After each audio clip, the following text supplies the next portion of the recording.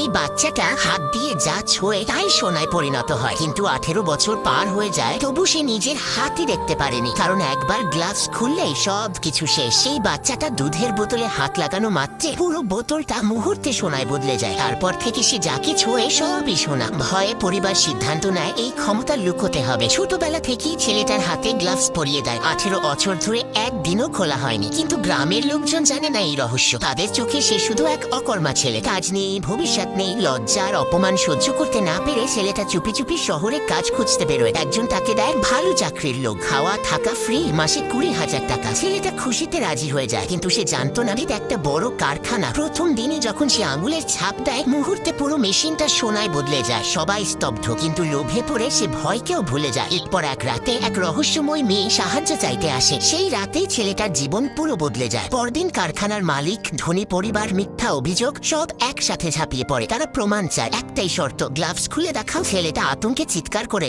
খুলবেন না, হাত খুললেই ভয়াবহ কিছু হবে। কিন্তু কেউ শোনে না। সবাই এগিয়ে আসে গ্লাভস খুলতে। ঠিক তখনই গ্লাভসের ভেতর থেকে আলো বেরিয়ে আসে আর পুরো ঘর কেঁপে ওঠে। পার্ট 2 দেখতে চাইলে কমেন্ট করো।